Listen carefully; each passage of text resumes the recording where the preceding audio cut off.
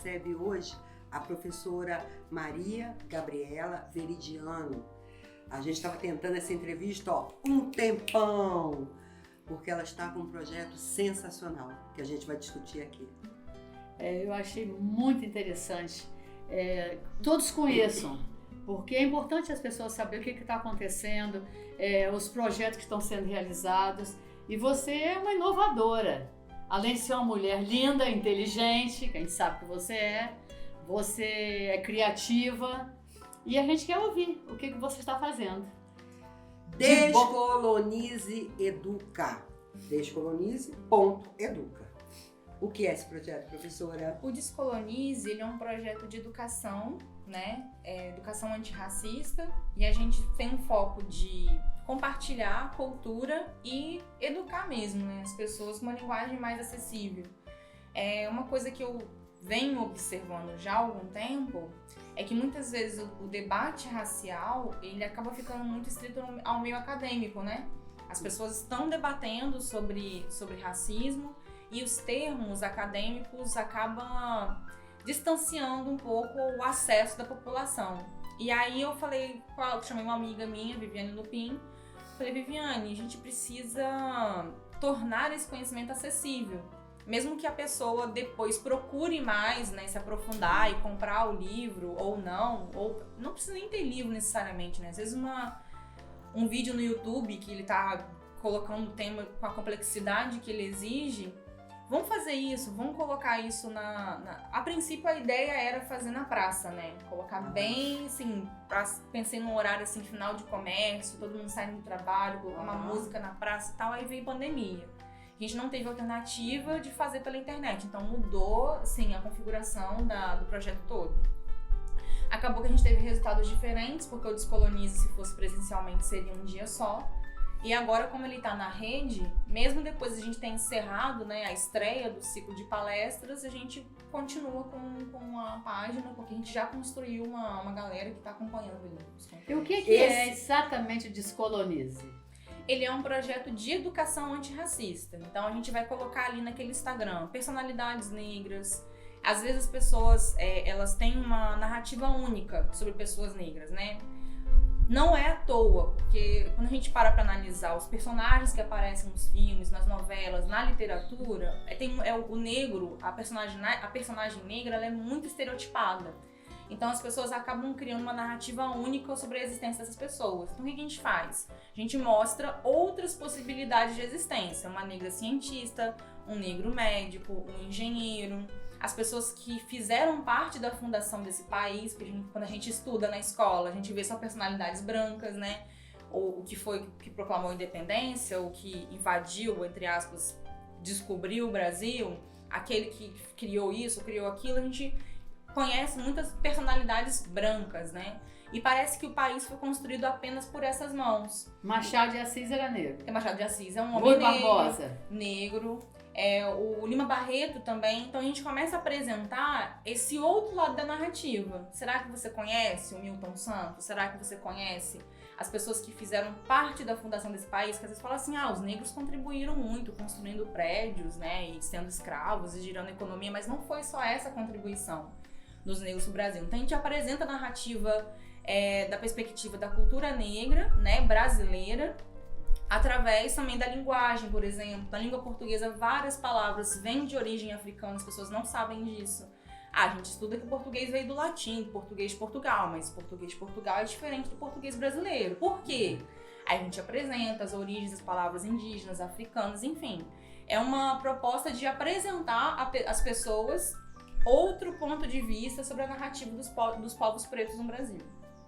E não é só assim, eu acho fundamental apresentar essa narrativa no Brasil, mas eu sempre me surpreendo quando eu vejo histórias, principalmente de mulheres negras, e você fala assim, onde é que elas estavam? Por que a figura delas foi apagada, né? Assim, aquele filme Estrelas Além do Tempo, né? São histórias de 3 negras que trabalhavam na NASA, que eram cientistas, que ajudaram o homem a pousar na Lua, que fizeram os cálculos e que ninguém sabia. Então, resgatar essa história é muito bonito. Eu acho que é ressignificar parte da trajetória da nossa construção enquanto sociedade, né?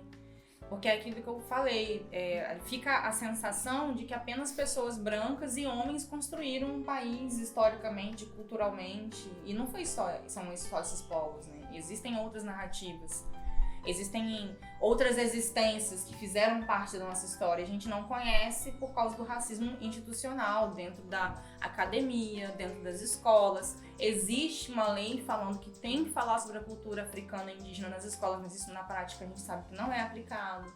Então, o que a gente faz, nada mais, nada menos, é fazer valer a lei, né? Que esses projetos, eles têm que existir. O ideal seria que eles existissem dentro de uma escola, de várias escolas, né? Mas, na realidade, isso não acontece.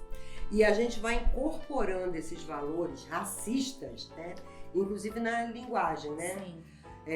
Fulano denegriu a imagem de Beltrano. Sim. Quer dizer, tornou-se negra. Sim. Porque negro é ruim. Sim. Né? Aquele mulato, Sim. aquela mula que carregava. Enfim, a gente vai incorporando certas coisas e não se dá conta.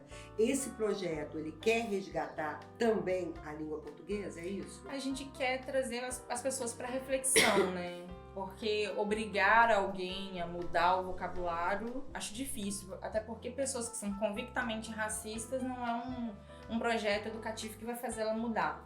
Mas algumas pessoas, elas reproduzem algumas coisas sem saber. E talvez, às vezes, assim, poxa, eu não sabia. Se eu soubesse antes, eu tomaria o cuidado de não tentar reproduzir isso.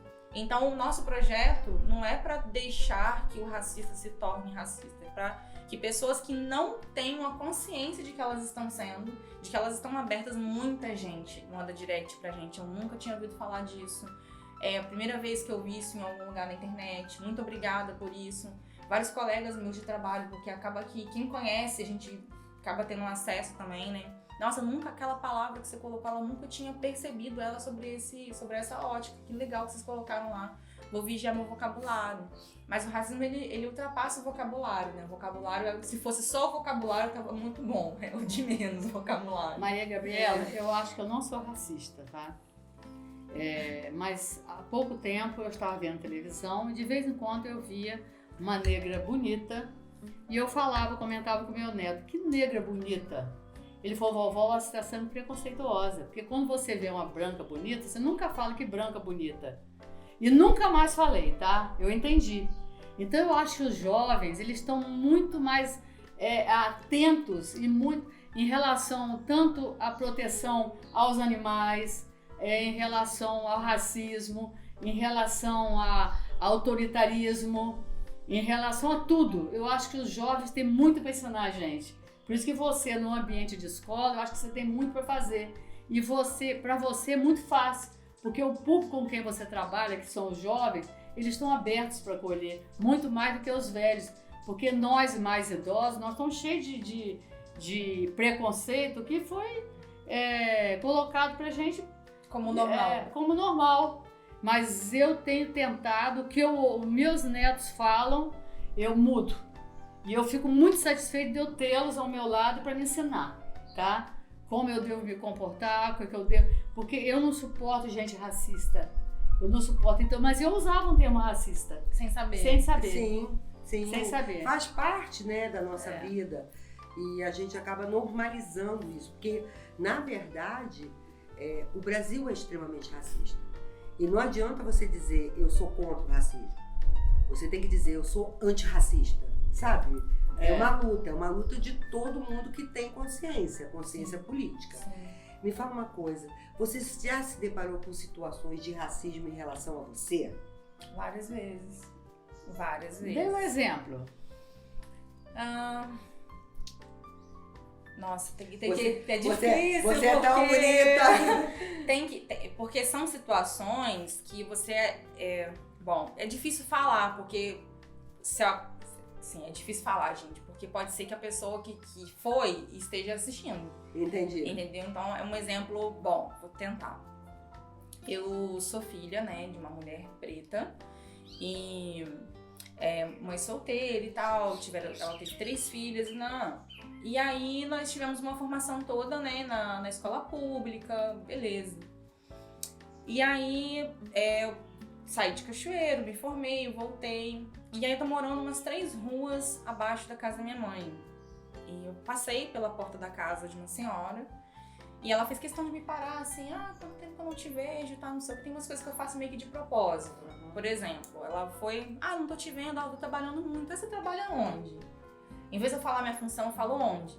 É quase meio que de propósito, assim, eu trabalho na escola tal. Você é secretária? Eu falei, não, sou professora.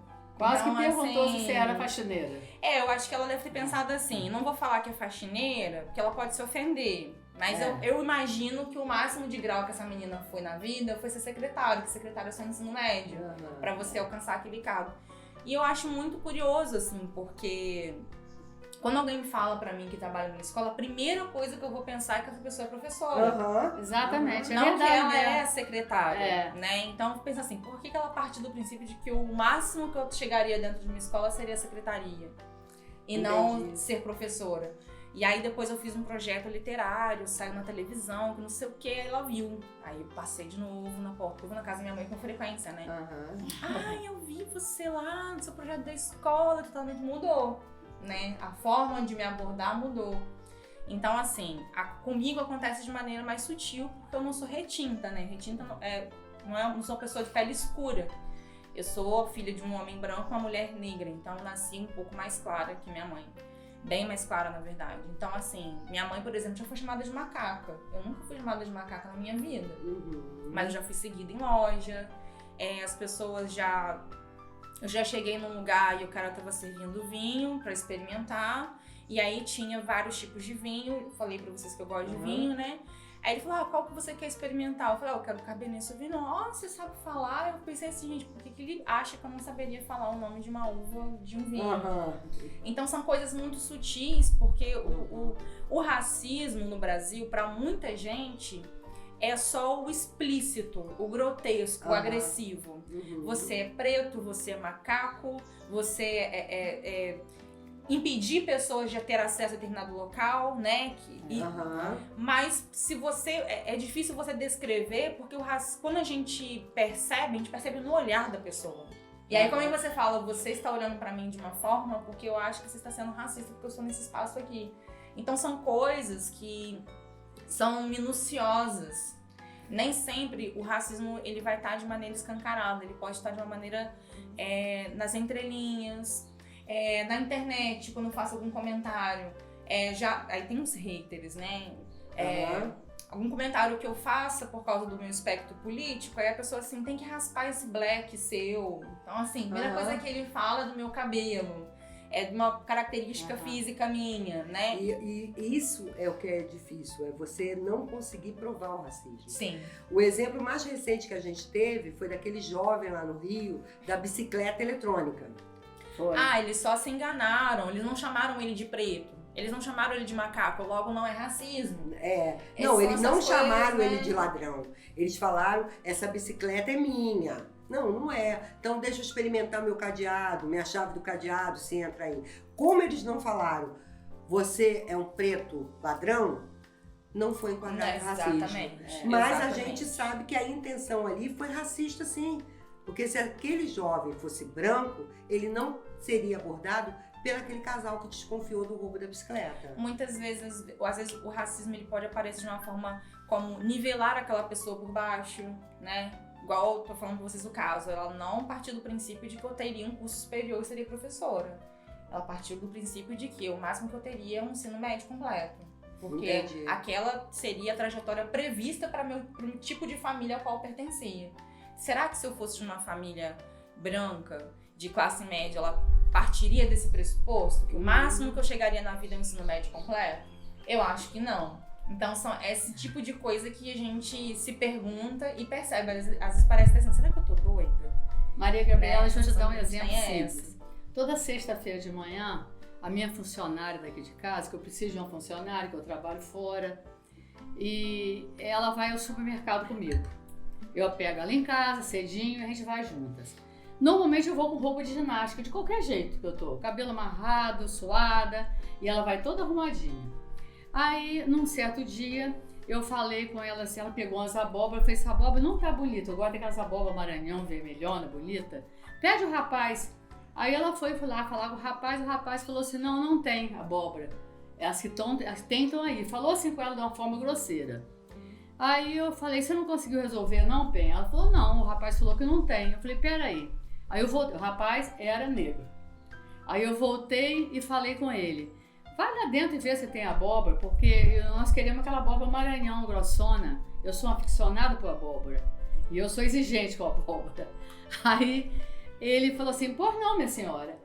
E foi lá dentro pegar a abóbora e trouxe. Eu falei, Penha, que absurdo. Ela falou assim, isso aí é o que eu vivo todos os dias. Normal pra ela, né? É o normal. É isso não aí. Deveria ser. Não É deveria isso aí. ser. Ele não E atendeu aí, como é que ela. você vai provar? Vamos supor assim, você vai fazer uma denúncia. É. Como que você prova que isso foi racismo? É. O racismo, a gente tem dificuldade até de falar quando é explícito. Porque as pessoas falam, não, foi uma brincadeira, isso não é racismo, isso é uma forma de Você brincar. entendeu mal. Você entendeu mal. Eu me expressei mal, não. Você não se expressou mal. Você foi racista, você foi agressivo e agora você tá com medo de ser exposto. Então assim, é esse tipo de coisa. Se eu não estiver bem arrumada numa loja, não sou atendida. Isso acontece direto em Cachoeira. Direto, assim. Dependendo da roupa com a qual eu sou seguida real. Teve um dia que eu fiquei nervosa porque eu fui seguida 2 vezes, cara. Na mesma tarde, eu saí de uma loja, chateada, nervosa, porque o segurança estava me seguindo. Eu ia pra um corredor, ele ia pro outro. Eu ia pro corredor, ele ia pro outro. Aí teve uma hora que eu fiz assim. Eu peguei ele no flagra, que ele tava com o pescoço já pra me seguir. Aí ele voltou, porque ele percebeu que eu tinha sacado a dele, né? Aí saí daquela loja puta sem comprar nada, entrei em outra, aconteceu a mesma coisa. Falei, caramba, eu acabei de sair do trabalho, roupa de professora não é assim, uma roupa relaxada. É uma calça jeans, um tênis, uma camiseta normal. Que merda, né? Assim, Tá certo. É assim, Tá caramba, certo. pela segunda vez seguida, eu estou sendo seguida nessa Não, e loja. você é uma mulher bonita, bem apresentável. Você imagina quem não é como você. Quem não tá dentro de um padrão estético, Exatamente. né? Exatamente. Eu acho que... Se você sofre isso, você imagina os Como outros. é que você prova que o cara está me seguindo por causa de uma questão racial? Entende? Eu entendo. E aí é meio complexo, assim. Pra quem quer entender, você explicando, a pessoa entende. Mas quem quer se negar, parece que tem que provar, assim, quase que um relatório, dar uma de advogado e explicar mínimos detalhes de como e por que aquela ação foi racista. Quando surgiu esse projeto? Esse projeto ele surgiu ano passado,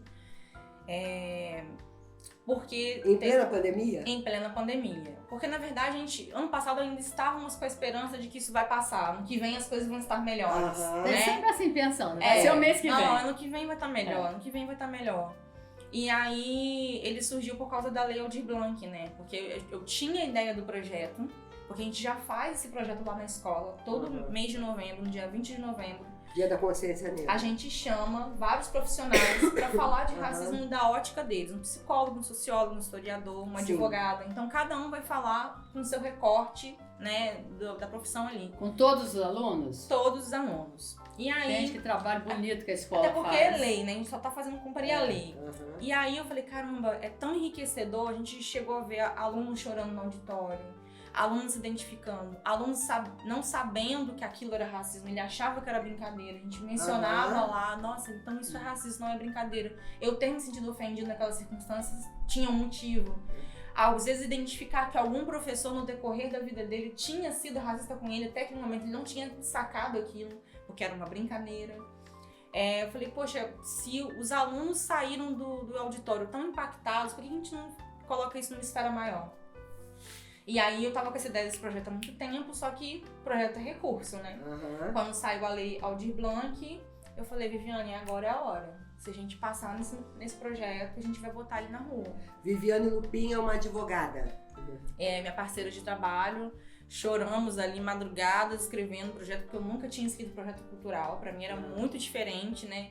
O que é plano de ação para professor e projeto cultural, que são coisas completamente diferentes. Então eu tive que aprender em 15 dias como que escrevia o projeto. Quase que a gente não foi aprovado, a gente ficou bem na linhazinha assim da suplência. Mas fomos selecionados, somos chamados e colocamos o projeto na rua. A ideia é que pelo menos uma vez por ano a gente faça, se Deus quiser, a próxima edição presencial. Aí vocês fazem nas escolas? A gente tá fazendo na internet. Aí a gente gravou o ciclo de palestras, né? fizemos com uma equipe reduzida. Ai, gente, eu vi o daquele professor, né? Gustavo Ford. Ele é o quê? Antropólogo, sociólogo? Ele é da educação. Gente, que coisa maravilhosa! Ele é professor da UFES. Passa pra mim, Regina, eu não vi. Maravilhoso. Ela mandou o link pra mim por WhatsApp e eu fui assistir. Passa pra mim então. E o Gustavo Ford, eu cheguei pra ele e conversei, Gustavo, eu quero que você converse com as pessoas de uma maneira acessível, que a mulher lá do Alto União e a mulher do Independência, de Roraima, de Maranhão, porque tinha gente de tudo quanto é. Quando chega na internet, o acesso amplia, né? Eu quero que as pessoas de todas as classes consigam entender o que você tá falando. Ele falou, beleza, e bora. E gravamos com uma equipe reduzida lá no auditório do Polivalente. A fala dele é assim, é muito... É envolvente. É envolvente. É muito elucidativa. Qual o nome dele? Gustavo Ford, professor Gustavo Ford. Tivemos também a participação da Aline Dias, que é uma professora de história daqui de Cachoeiro, e da Sueli Bispo, que é uma atriz capixaba. Então, cada um falou de um recorte diferente. Eu fiquei boba, assim, que a galera ficou na live até o final. A gente colocou lá no YouTube e aí ele fica... vai ficar, né? Ficou na plataforma para quem quiser assistir. O seu programa aqui hoje também vai ficar. O que levou você o que motivou você a falar assim, a gente tem que falar de racismo, sabe? A gente tem que falar de violência, a gente tem que falar que a sociedade é racista, a gente tem que falar do racismo estrutural. O que mais te motivou? Foi a dor que você sentia? Eu acho que o que me motivou é a minha própria existência, porque eu não tenho a opção de não falar de racismo, né? Eu venho de uma família negra, eu sou descendente de uma comunidade quilombola, minha família é lá de Monte Alegre, né? Meu avô não estava morando lá, mas a família do meu avô saiu de Monte Alegre. Nós somos um dos povos originários lá de Monte Alegre, então assim, toda a minha família é negra, né? E a gente passa por esse tipo de circunstâncias o tempo todo. A minha sobrinha passou, a minha irmã já passou, a minha irmã mais velha já passou, a minha tia já passou, minha mãe já passou. Então não é sobre uma causa, é sobre a minha existência. Não consigo não falar sobre esse assunto. É exatamente, Regina, como a gente pensa a respeito do feminismo. Se nós somos mulheres, não tem como a gente não ser feminista. Sim. Acho um absurdo a mulher, eu sou feminina, eu não sou feminista, pelo amor de Deus. É porque não entende o conceito, né? Que acha que feminismo é uma coisa que ela... Não tem. E as mulheres às vezes não entendem que a gente não quer ser superior a ninguém, nós queremos ser igual, só isso. O machismo, ele prega a superioridade do homem. O feminismo não, prega a igualdade. E não é fonte, voz da nossa cabeça que mulheres têm desigualdade salarial. Não é da nossa cabeça que mulheres sofrem mais violência doméstica. Não. Não é da nossa cabeça que mulheres sofrem mais estupro. Principalmente meninas sofrem mais estupro do que mulheres, inclusive. Isso tem uma motivação cultural, social, e o feminismo ele quer discutir isso, né? Da mesma forma que as questões raciais, né? A gente chama essas discussões de interseccionalidade, quando a gente cruza as opressões, né, que a sociedade sofre. Então a gente vai falar de racismo, a gente vai falar de feminismo, a gente vai falar de violência de classe, né? Da questão da classe, porque as mulheres de determinadas classes sofrem opressões de maneiras diferentes, né? A pessoa da classe média, da classe C, da classe A, ela sofre opressão de formas diferentes. Mas não significa que ela não vá sofrer. Uma mulher da classe alta, muitas vezes ela apanha, né? Apanha do marido, o cara é um poderoso, é uma pessoa influente e ela fica calada. A mulher lá da periferia, ela é morta pelo companheiro. Sim. Então, assim, são violências e de formas diferentes de manifestação da mesma violência. Então, quando a gente está discutindo questões raciais, de classe e de gênero, são o cruzamento dessas informações para que as políticas públicas possam agir de acordo com as desigualdades de cada mulher, de cada pessoa negra, de cada criança, né? Como é que eu vou dar a mesma solução para uma mulher branca de classe A para a mulher negra da classe C? Não é a mesma solução, não é a mesma abordagem. Não é a mesma. Não é a mulher da classe C, ela pode estar precisando de um emprego, ela pode estar precisando mudar de cidade. Se ela continuar naquela cidade, ela vai ser morta. Sim. Né? Sim. Então, são formas diferentes de atuação que as políticas públicas deveriam atuar. Então, essas discussões políticas que a gente está falando aqui, elas servem para isso, para que o poder público consiga mapear e trabalhar com políticas públicas para atender as mulheres nas suas desigualdades. Você acha que a mulher negra sofre mais preconceito que o homem negro? A mulher negra, ela tá na base da pirâmide social, né? O homem negro, ele sofre de maneiras diferentes, mas de alguma forma ele ainda está mais próximo da questão da masculinidade, né? Ele é homem, mas ele, mesmo sendo homem, ele ainda não está à frente ou acima da mulher branca. Então são opressões e violências diferentes. Então é como se tivesse uma pirâmide, a mulher negra está na base, o homem negro está acima dela, a mulher branca acima e o homem branco no topo dessa pirâmide. São formas diferentes, né, de sofrer essas violências e de praticar essas violências também. O homem negro, ele morre mais do que a mulher negra. Eles são mais assassinados do que a mulher negra. Então, assim, eles são mais assassinados pela polícia ou mesmo pela violência urbana, né? Pela questão do tráfico e tal. E as mulheres são mais estupradas, são mais violentadas. Então, são formas diferentes de atuação das violências sobre os corpos. E a escola? Como é que a escola tem visto isso? Você acha que essa discussão já chegou no âmbito escolar? Chega. Os alunos trazem a discussão para as salas de aula, mas não, assim, depende muito da escola, porque eu já conheci professores de sociologia que super levavam esse debate e que também teve casos de alunos meus virem falar, olha professora, a professora fulana de tal veio falar na nossa sala que racismo não existe. Conversa com ela, você que é adulta, porque a gente é adolescente, ela vai achar que a gente não sabe das coisas.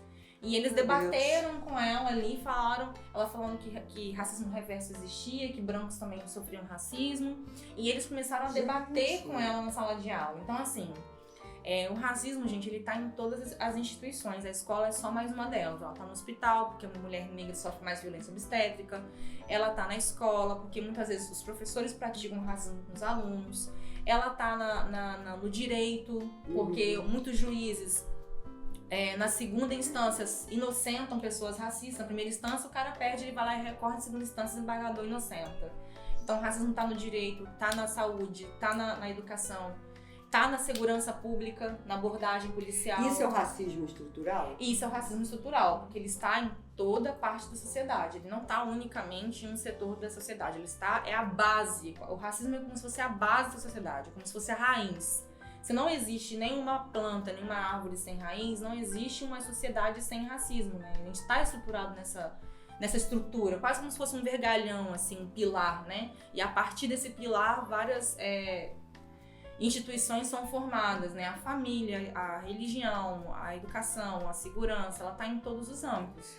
Isso tem a ver com a nossa formação de país? Com certeza. O Brasil foi formado, né, no genocídio, na escravidão. O Brasil foi o último país das Américas todas a abolir, e foi o país que mais importou escravos no mundo.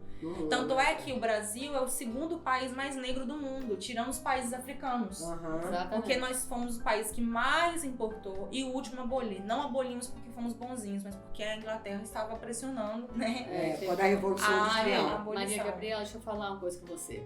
Há poucos dias viralizou na internet uma foto de um grupo de homens brancos, que eles são todos trabalham na LX, que é uma empresa das pessoas que lidam com dinheiro e que colocam dinheiro nessa empresa para render juros, etc. E era um grupo assim de uns 100 homens, todos brancos. E aí se questionou por que não tinha nenhum negro ali, naquela pirâmide social ali, aquele topo. Aí depois botaram uma foto embaixo de um grupo de garis, todo negro. Você chegou a ver essas fotos, né? E eu presenciei... Já fizeram também com os garis e os formandos de medicina. Já fizeram também. Já. E eu presenciei isso aqui, eu vivi isso aqui no meu morro.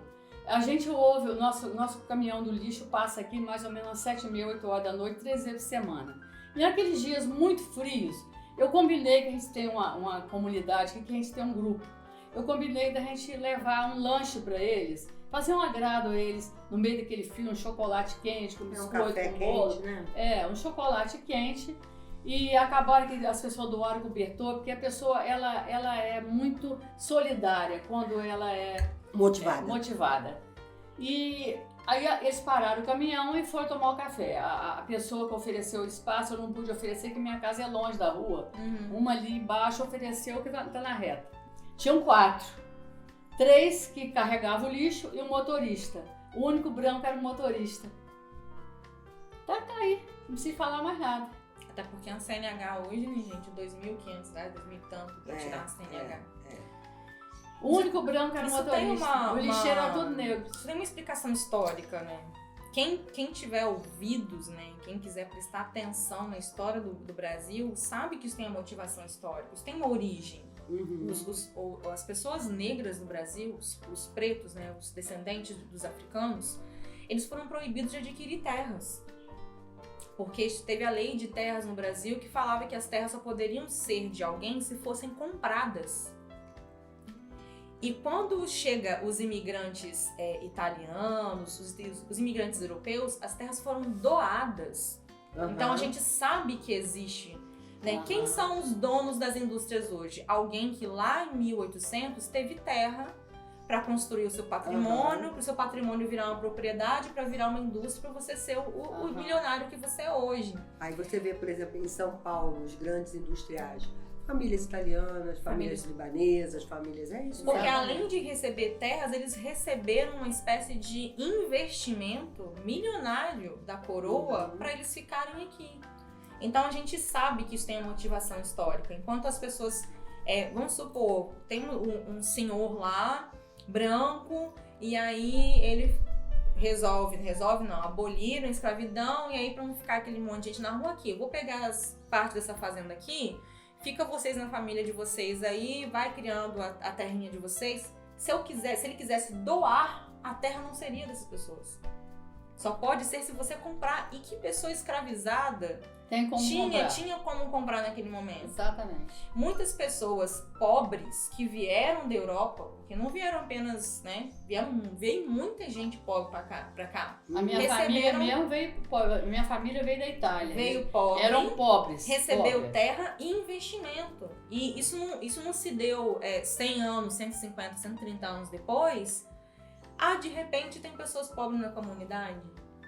Como assim de repente, sabe? Então assim, as pessoas negras eram proibidas de estudar, elas foram proibidas de comprar terras, a capoeira foi tratada como crime, o samba foi tratado como crime, as pessoas eram presas por causa de capoeira, as pessoas eram presas por causa do candomblé. Então, você é criminalizado, você é proibido de estudar. Pela cultura negra. Até pouco tempo, pessoas analfabetas não podiam votar. Então, você proíbe a pessoa de estudar e depois proíbe ela de votar. Ela não é participante do processo democrático do país. O voto passou a ter número recentemente. Da década de 80 pra cá. Exatamente. Porque levou-se em consideração pela primeira vez que pessoas analfabetas poderiam votar. Então você coloca essas pessoas completamente à margem do processo de desenvolvimento do país. Exatamente. E depois fala assim, você tem que se esforçar mais pra vencer na vida, né? Porque eu consegui tudo com o meu trabalho. E as coisas não foram bem assim. Exatamente. Bem, aonde o descolonize.educa quer chegar? Essa pergunta nem eu sei responder. Porque às vezes a gente tem pretensões muito maiores do que aquelas que a gente consegue realizar.